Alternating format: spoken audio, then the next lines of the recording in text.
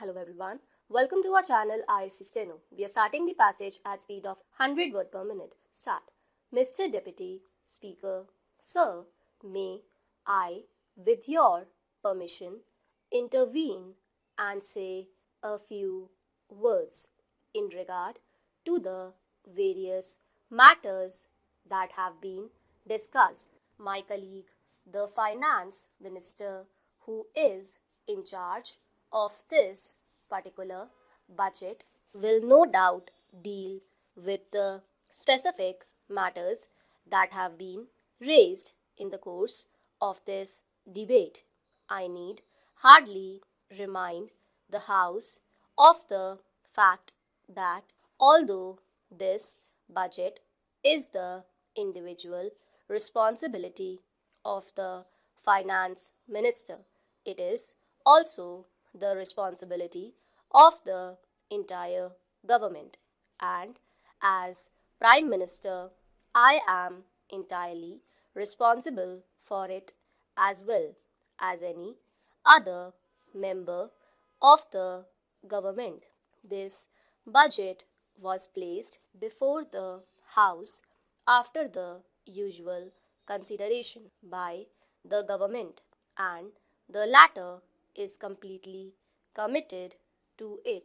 That does not mean that we are not willing to consider any new proposals.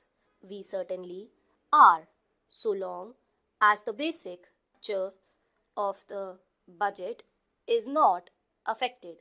My friend, the Honorable Professor Shah, pointed out various difficulties in the way of a debate here and in the way of consideration of the budget proposals. He pointed out how little could be done in the allotted time.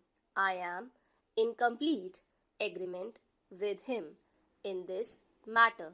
If there are any practical proposals which would enable us to give more time for the consideration of these problems, either formally or informally, I am quite sure that the finance minister will gladly consider them.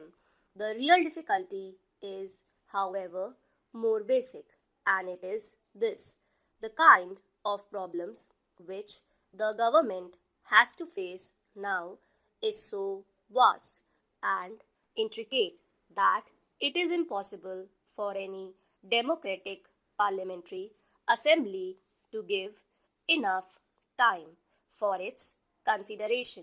It is just a question of time. This is not a new difficulty.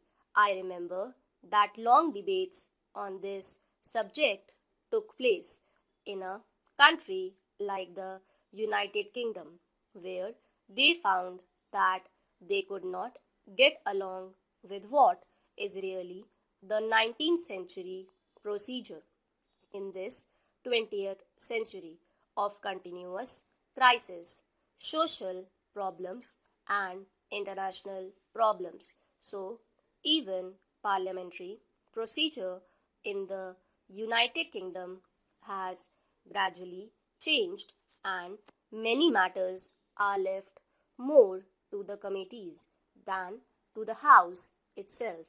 Usually, a principle is decided by the House and its working out is left to committees.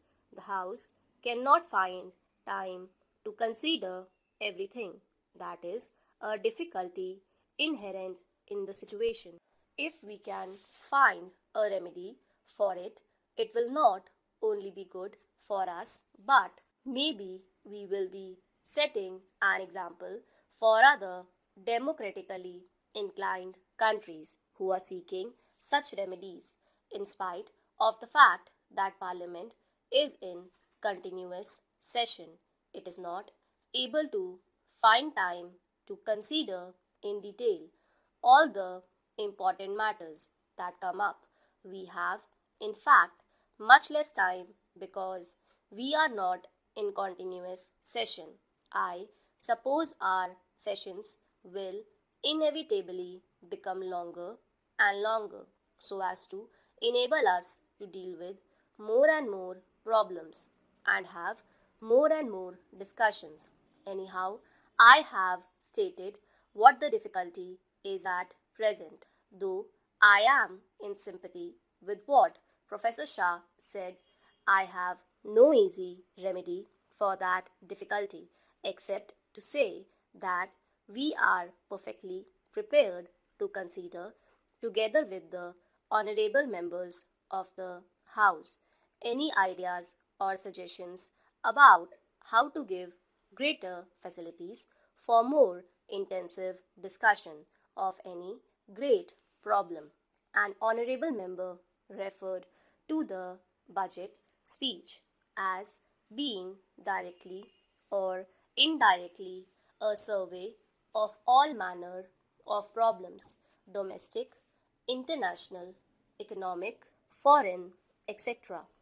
The House can hardly expect the Finance Minister's budget speech to be a survey of all these tremendous problems, although they have no doubt some bearing on the budget. The world is becoming far too intricate and difficult for us to be able to keep the full picture in view always. As I listened to the honorable member who spoke just now, I was wondering whether he had the larger picture in mind or were getting lost in few minor and secondary matters.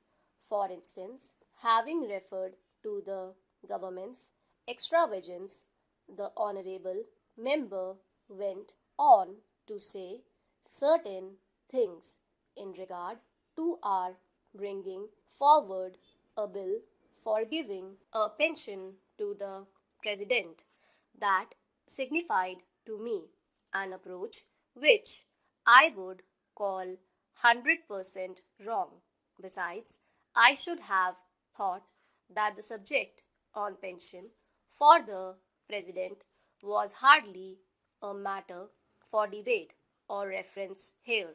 I say, even if this country is starving, even then you have to provide for our president. The honorable member perhaps prefers starvation for the president and himself.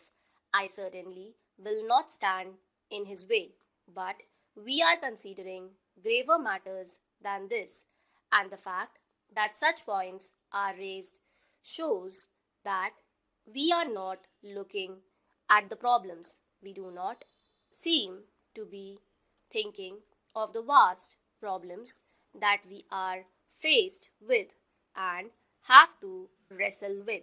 The vast problem of the country's economy in relation to the world's economy. Stop.